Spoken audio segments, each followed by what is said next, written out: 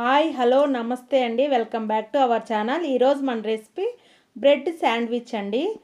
పిల్లలు ఇంటికి రాగానే ఇలా వేడిగా చేసి పెట్టారంటే చాలా ఇష్టంగా తింటారు.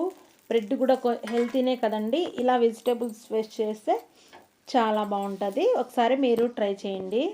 ఈ శాండ్విచ్ ఎలా చేయాలో చూద్దామండి. ముందుగా స్టవ్ వెలిగించి ప్యాన్ పెట్టేసుకోండి. ఇందులోకి 2 టేబుల్ స్పూన్ వరకు ఆయిల్ వేసుకోండి. ఆయిల్ వేడెక్కాక ఆవాలు 1/2 టేబుల్ స్పూను, జీలకర్ర 1/2 టేబుల్ స్పూన్ వేసేసుకోండి. అవి ఫ్రై అయ్యాక సన్నగా పొడుగుగా కట్ చేసుకున్న ఆనియన్స్ కూడా వేసేసుకొని ఫ్రై చేసేసుకోండి. తర్వాత ఫ్రెష్గా దంచిన అల్లం వెల్లుల్లి పేస్ట్ కూడా వేసేసుకొని ఫ్రై చేసేసుకోండి. ఇవేం ఎక్కువ ఫ్రై అవ్వాల్సిన అవసరం లేదండి. తర్వాత 1 కప్పు సన్నగా పొడుగుగా కోసుకున్న క్యారెట్ ముక్కలు, 1 కప్పు క్యాప్సికమ్ ముక్కలు వేసేసుకొని ఫ్రై చేసుకోండి. తర్వాత ఒక పచ్చిమిర్చి కూడా చిన్న ముక్కలుగా కట్ చేసుకొని వేసేసుకోండి. ఈ వెజిటేబుల్స్ ఏవి ఎక్కువ ఫ్రై అవ్వాల్సిన పని లేదండి, కొద్దిగా పచ్చి వాసన పోతే చాలు. తర్వాత 2 టమోటాలను ఇలా సన్న ముక్కలు కట్ చేసుకొని వేసేసుకోండి.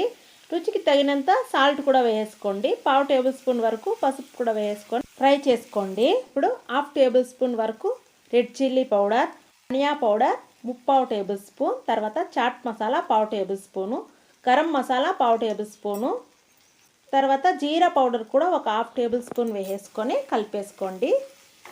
కలిపేసుకున్న తర్వాత మనం సన్నగా కట్ చేసుకున్న క్యాబేజ్ కూడా వేసేసుకోండి. క్యాబేజ్ వేసిన తర్వాత ఎక్కువసేపు ఫ్రై చేయొద్దండి.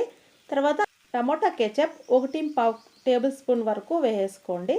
తర్వాత సన్నగా కట్ చేసిన కొత్తిమీర కూడా వేసుకొని ఒకసారి కలిపేసుకొని స్టవ్ ఆపేసి ఈ స్టఫింగ్ అంతా పక్కన పెట్టేసుకుందామండి. ఇప్పుడు స్టవ్ వెలిగించేసి దోశల ప్యాన్ పెట్టేసుకొని ప్యాన్కి అంతా బటర్ను అప్లై చేసేసేయండి. తర్వాత బ్రెడ్ ముక్కలు ఇలా ఫ్రై చేసేసుకోండి. మీరు శాండ్విచ్ బ్రెడ్ తీసేసుకున్నారంటే డైరెక్ట్గా బ్రెడ్ ముక్కలకే బటర్ అప్లై చేసేసి స్టఫింగ్ కూడా పెట్టేసి ఒకేసారి ఇలా ఫ్రై చేసేసుకోవచ్చు. నేను మిల్క్ బ్రెడ్ తీసుకున్నాను కాబట్టి ముందే ఫ్రై చేసుకొని తర్వాత అందులో స్టఫింగ్ పెట్టేసి మళ్ళీ ఒకసారి ఫ్రై చేస్తున్నానండి. ఇలా బ్రెడ్ స్లైసెస్ అంతా ఫ్రై చేసుకొని వాటిలో స్టఫింగ్ పెట్టేసి 2 వైపులా దోరగా ఫ్రై చేయాలండి.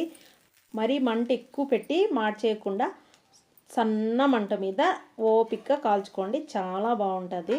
ఇలా 2 వైపులా దోరగా ఫ్రై చేసుకున్న తర్వాత వాటిని ఇలా ప్లేట్లో తీసేసుకొని సర్వ్ చేసుకుంటే చాలా బాగుంటుందండి. ఈ రెసిపీ మీకు నచ్చినట్లయితే ఒకసారి ట్రై చేయండి. మీకు ఎలా కుదిరింది నాకు కామెంట్ చేయండి. అలాగే లైక్ చేయండి, షేర్ చేయండి, మన ఛానల్ని సబ్స్క్రైబ్ చేసుకోండి. మళ్ళీ ఒక మంచి రెసిపీతో కలుద్దామండి. Thank you for watching. Take care. Bye bye.